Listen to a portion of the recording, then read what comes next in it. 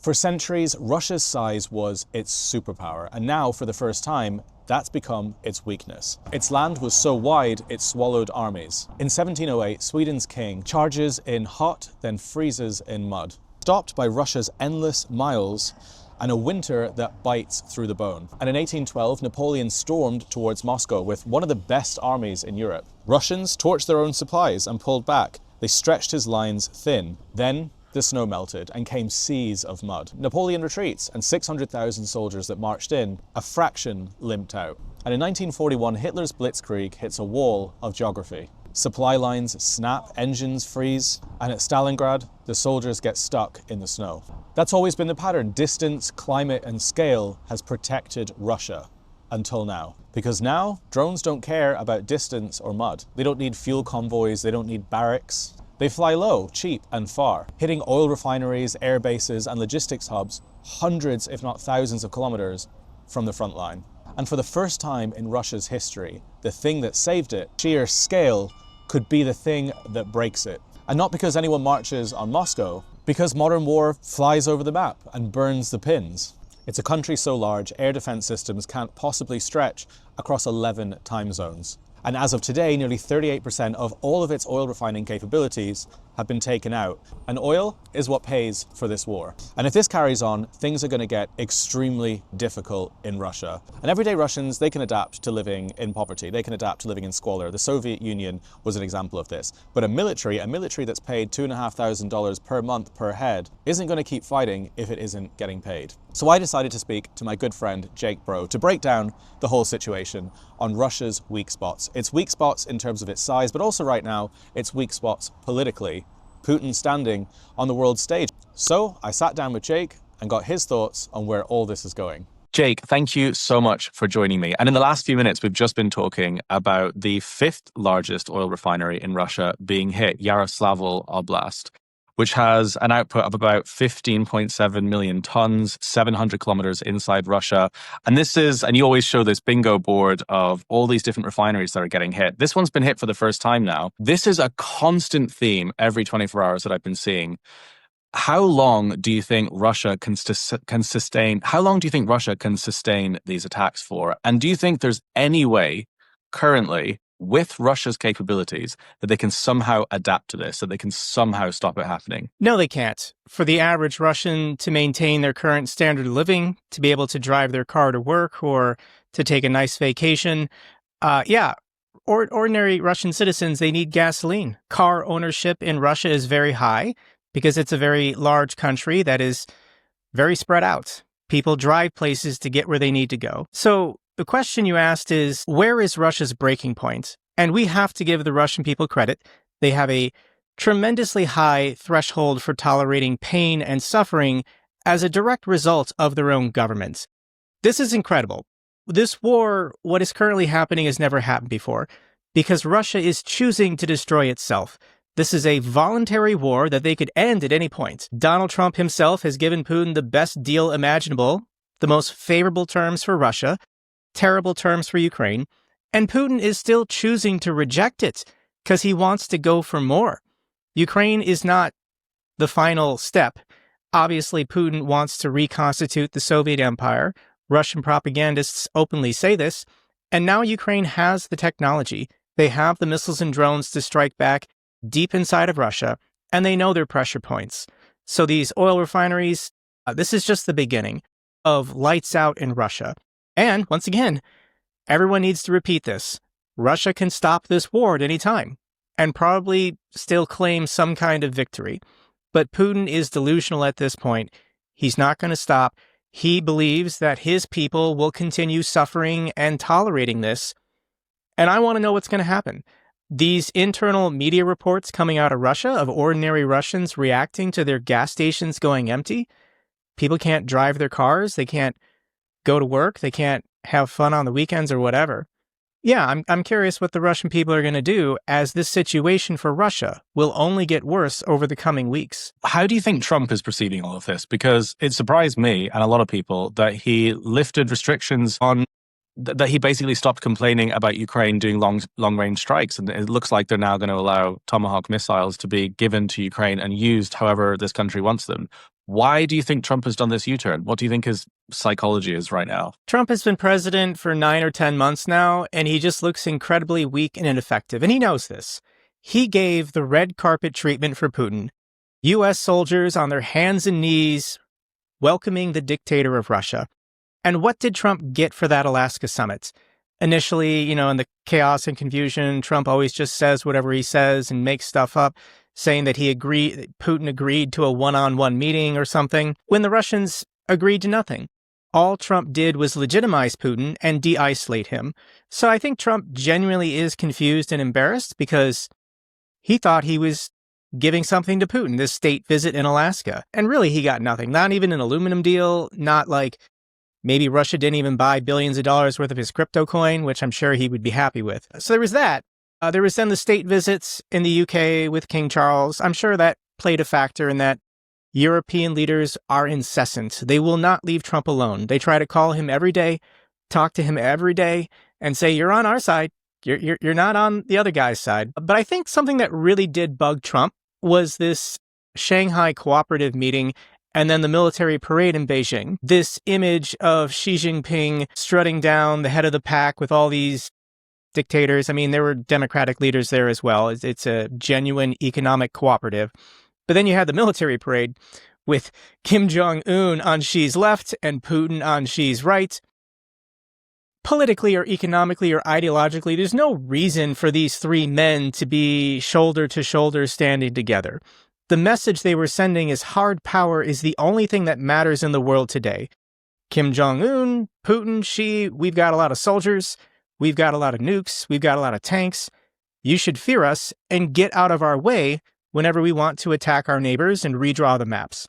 So I think Trump doesn't care about people invading other countries or redrawing the maps. He wants to do that. But he wants to be the top dog. He wants to be head of the pack. These are dictators that he's been sucking up to and flattering for a decade now. And he wants to be in charge. So I think Trump is genuinely offended and upset that all of these mass murderers don't want to be his best friend and treat him like the elder statesman or the father figure and a mentor. Like, Trump is just delusional this way. So then we got to the UN General Assembly, and I think Zelensky had a private meeting with Trump and showed him the maps, showed him the statistics, maybe showed him some videos that are not available to the public, saying, Russia's going down this year. We've got the drones, we've got the missiles, we're going after the refineries, we're potentially going after their thermal power plants, and it's going to be lights out for Russia by this December or January. We don't know how long it's going to take. So which side do you want to be on, Trump? Do you want to be on the winning side, or do you want to continue sucking up to Putin when he just backhand slaps you every day in the media?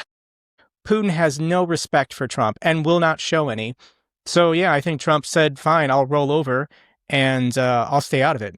I've not mentioned Trump once in my last 3 videos, and it feels great because everyone just wants Trump sell the weapons, share the intelligence, and then shut the hell up and let Ukraine and President Zelensky lead this war. So I'm trying to imagine what it would look like in the coming months in Russia if these strikes keep happening at the frequency they've been happening. What do you think the worst case scenario would be for Russians, for the Russian government?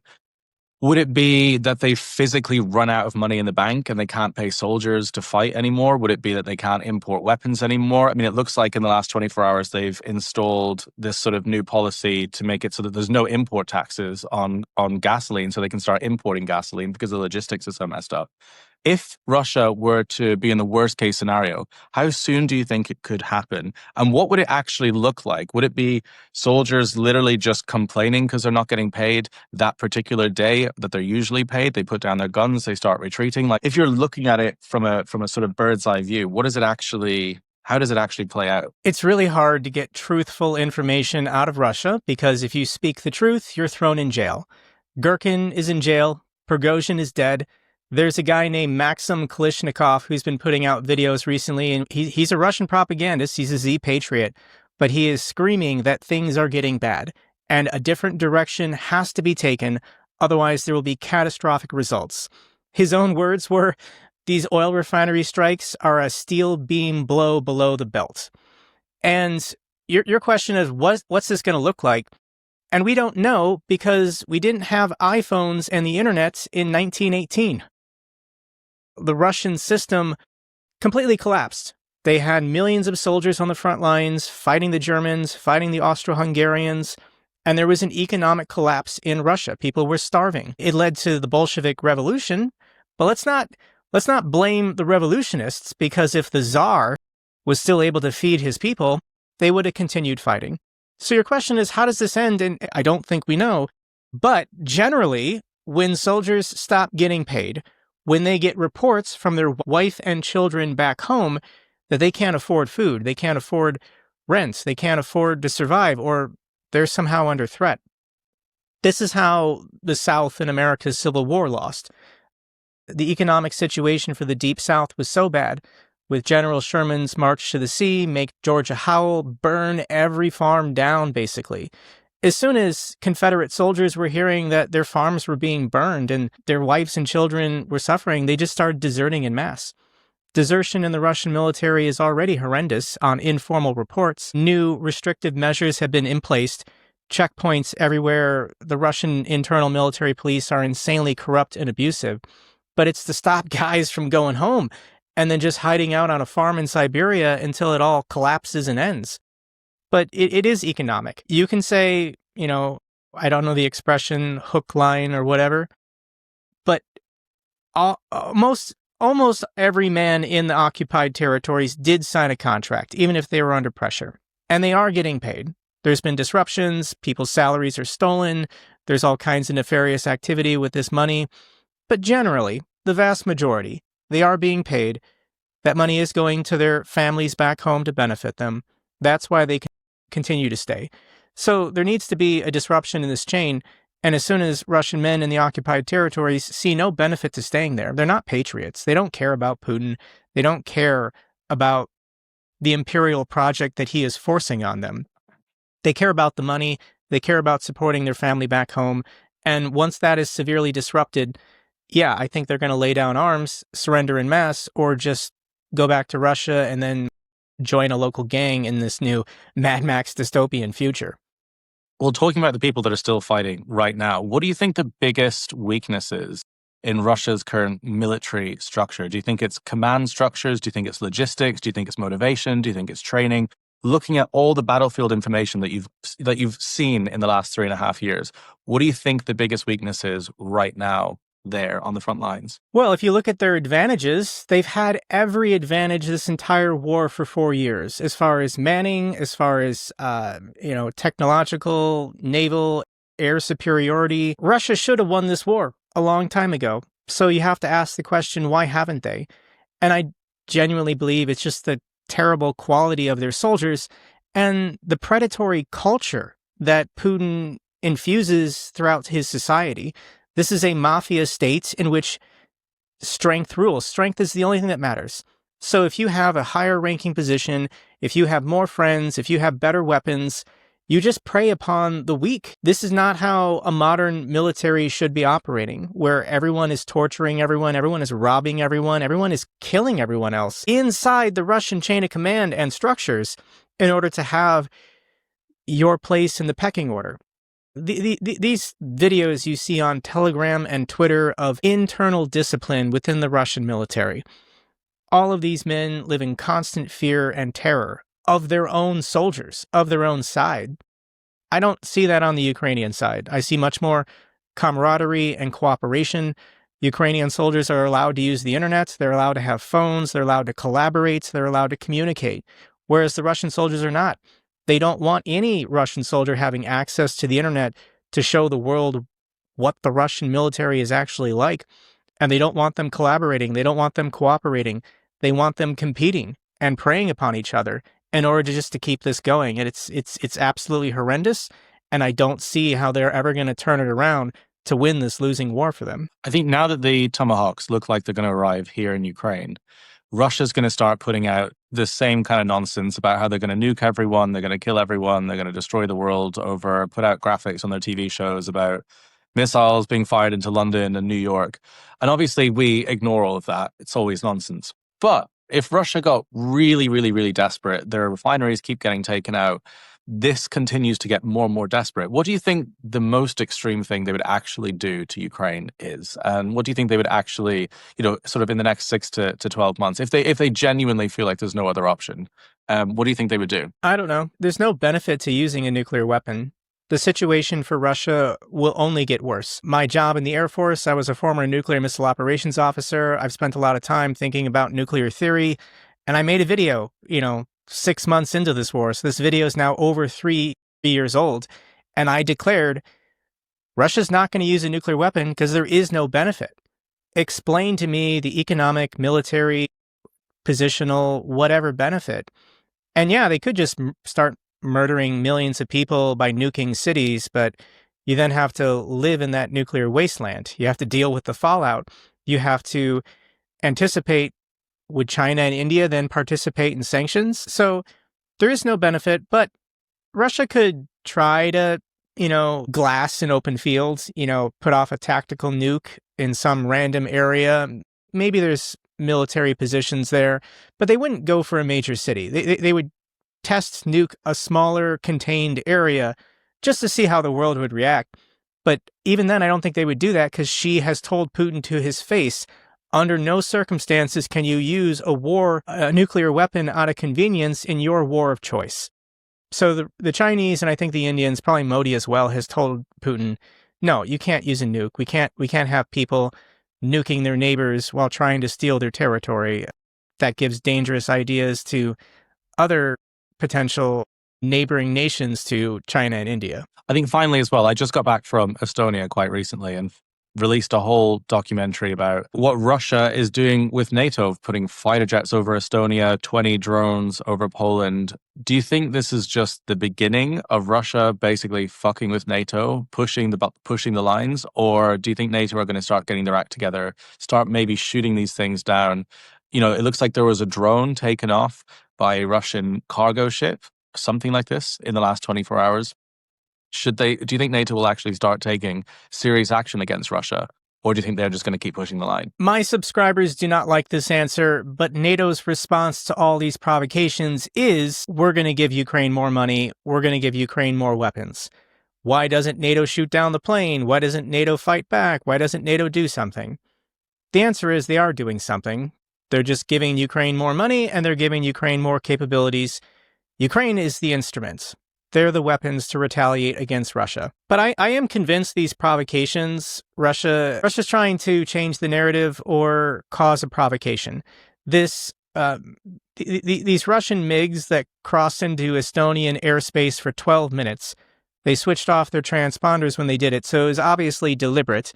And the timing is not coincidence. They did this days before the UN General Assembly week. Russia wanted those planes to be shot down. They didn't care if their pilots were murdered. They sent them through Estonian airspace days before the UN General Assembly because they wanted an international incident. They wanted to claim they were the victims, and the evil NATO killed their pilots and is causing provocations over a minor accidental air incursion. So Russia does this kind of stuff. They're losing, and they don't know what else to do. There's all these theories tossed around, and I think they're all partially true. Russia is causing these provocations to cause internal division in our political societies, but they're also trying to scare people so that nations like Poland or Denmark or whoever will say, we shouldn't be helping Ukraine as much. We need to focus on our own air defenses. We need to focus on fortifying our own borders. So Russia doesn't really see a downside to just causing chaos. They're not in a great position, and they're willing to try things just to see in real time how it plays out.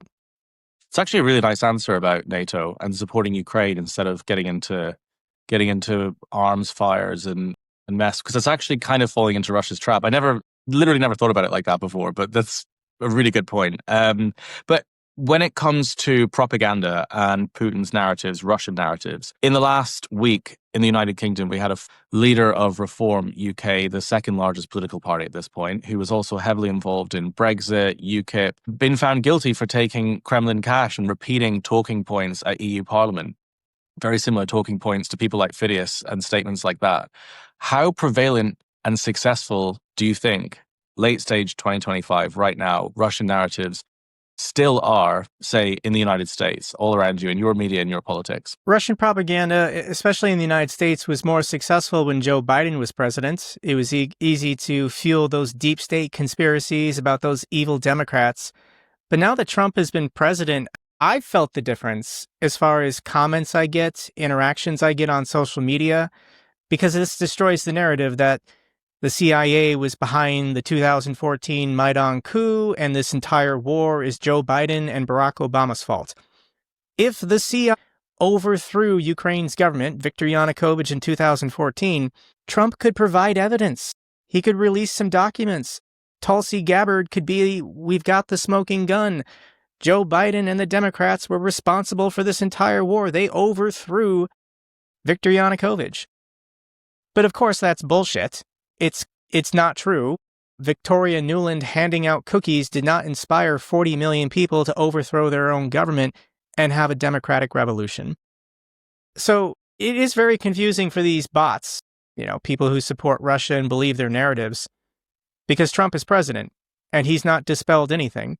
And Trump has actually been very generous to Russia in the state visits and getting rid of, things like Voice of America and Radio Free Europe and ending aid. And Trump wants to be allied with Russia, and it's not happening. So the entire narrative that the Kremlin was pushing in America in right-wing politics doesn't make any sense to these people. They're very confused. And I definitely can detect that. Why hasn't the war stopped? The other narrative is that the United States is the only thing keeping Ukraine propped up. If we just end all military aid to Ukraine, then Russia will win. Russia will overpower the front lines and their tanks will roll into Odessa and Kharkiv and Kyiv. And it's been 10 months, Caolan. The United States is no longer giving free money and free weapons to Ukraine, and the front lines have barely moved at all in 10 months. And I think this is another point going back to Trump. At this Alaska summit, I think Putin told Trump, hey, I'm going to have the rest of the Donbass within 2 months, and then I'll just stop. But Trump looks at the map and nothing's moving. So Trump gets frustrated that I think he actually even said this in a recent speech, that he was disappointed in Putin for not getting this war over by now. I think that was the exact words he used. It's so insane, but he admitted back in January, we're going to cut off all aid and support for Ukraine and just let Russia overpower them, let Russia win. And Russia can't get it, they can't get the job done. This is very confusing for people who fall for Kremlin propaganda. That's true. And I guess it falls into exactly what you said earlier as well, which is Russia's had every opportunity to actually defeat Ukraine, all the air superiority. They've had America basically turn against Ukraine and still are in this similar position. So I think that wraps up everything really, really well. Thank you so much for joining me. The last time we spoke, it was during the Alaska summit and you were reacting to that. And it feels like so much has changed since then. It looks like so much more stuff is going to happen in the next few weeks. But this has been really great, and it's always really great to catch up. So thank you so much. Thank you so much, Caolan. Thank you so much for watching. I really hope you enjoyed this video. My documentary about Kherson and the farmers that are being hunted there every single day comes out in the next 72 hours. So if you want to watch that, click subscribe to this channel. I'm going to be posting it on the weekend, and it's a really spectacular movie. And if you want to help the algorithm, please leave a comment, please hit like. I love reading the comments, I love reading feedback, and I'll see you next time.